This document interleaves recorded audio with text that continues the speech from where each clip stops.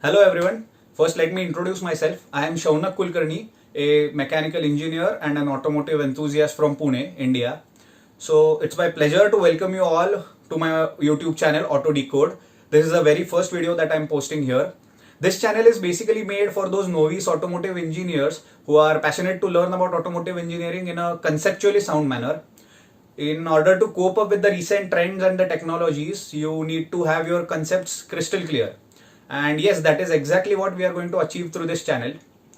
For obvious reasons, I won't be able to show you every component and system practically, physically, but I'll make sure that I make this experience as close as possible to the practical scenario.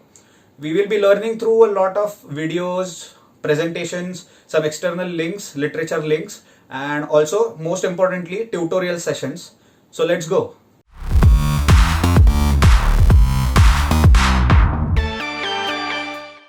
Okay, so let's start with our first video. Today we'll be kicking off with the introduction to the channel and the overall roadmap of the channel, how the channel is going to be structured, how the playlists are going to be structured. Then we'll move on to some basic definitions. We'll define an automobile and we'll look after what is the main function of the automobile, main goal of the automobile. Then to make the whole big picture easier, we'll do one thing. We'll divide this automobile into 6 main subsystems. So these subsystems cover the majority part of an automobile. So we'll then look after these main 6 subsystems and what are the basic functions of these subsystems. And to end with, we'll discuss other topics that will be covered through my channel. So this is the basic roadmap of the channel. Every playlist will be initiated by one master video. Every subsystem will have one playlist. So 6 different subsystems, as I discussed right now, will have 6 different playlists initiated by this master video, and this master video will be covering these 5 points. So to start with, we will discuss the functions of the subsystem. Then we'll move on to the main components. So what are the main components that make these subsystems? And the next will be the functions of individual components. So we'll discuss the functions of individual components, how they work and what do they contribute to in the subsystem. And then we'll discuss the subsystem construction. Like now we have got to know the functions of the components and how these components are connected to each other, how they blend together to make the whole subsystem. And to end with, we'll look at the working of the overall subsystem. So other than this master video, the playlist will consist of many other supplementary videos.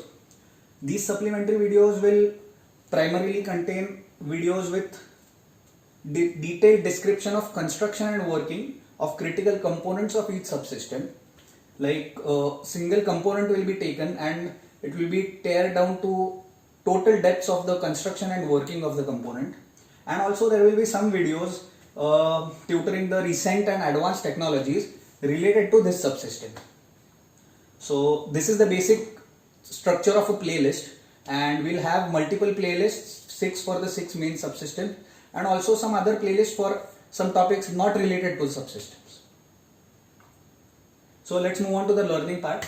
We will first define an automobile. Let's see. Basically, an automobile can be defined as a motor vehicle used to transport people or goods and materials from one location to another via roadways.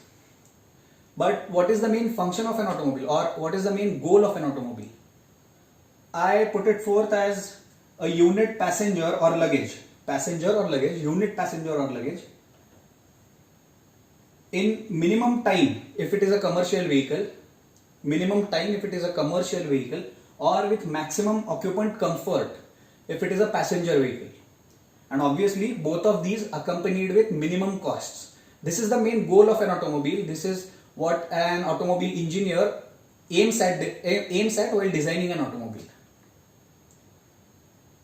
So let's move on to the next part. As I said, we'll be dividing this automobile into 6 main subsystems. So let's see what are these subsystems. First up is the prime mover. An automobile needs mechanical power to propel itself, to go forward, to drive itself, right? So where does this power come from? It's the prime mover which generates mechanical power by converting some arbitrary form of energy into mechanical energy. Like for an example, if it is an IC engine, then it converts the chemical energy in the fuel into mechanical energy. If it is an electric vehicle, like using an electric motor as the prime mover, then it converts the electrical energy given by the battery into the mechanical energy. Or For an instance, if it is a hydraulic motor, like sometimes used in tractors and all, then it converts the hydraulic energy in the fluid into mechanical energy. So under this heading, we'll look after these different types of prime movers and how do they convert this energy into mechanical energy, and also some peripherals associated with them. The next up will be transmission or the drivetrain. Most of us might be knowing this. So the prime mover has given the mechanical power, but we don't just want the prime mover to rotate, right? We want the wheels of an automobile to rotate in order to propel the vehicle. So transmission does this function. It propels the vehicle by transmitting the power given by prime mover to the wheels. And how does it do this? How does it transmit to the driven wheels? We'll look under this heading. Also, in order to propel a vehicle in different conditions, like when it is in stall condition, we need more torque to propel the vehicle, or while it is in running condition, we need to increase the speed of a vehicle. So this also is dependent on the transmission or the drivetrain. How does it do this? We'll look after it. Then, so the transmission and the prime mover together are called as the powertrain because they generate mechanical energy, generate power, and also transmit it to the driven wheels. So they are called as the powertrain.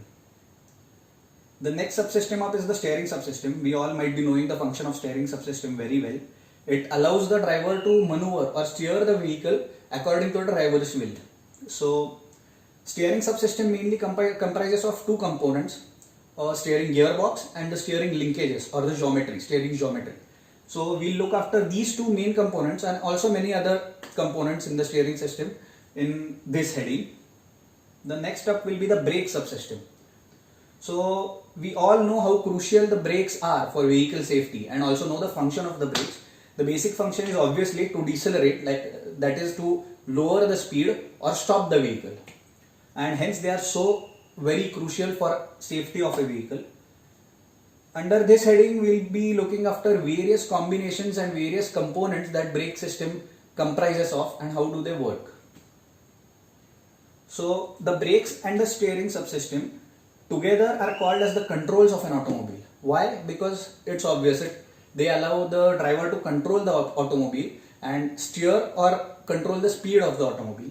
Hence they are called the controls of an automobile. The next subsystem up is the frame and the body.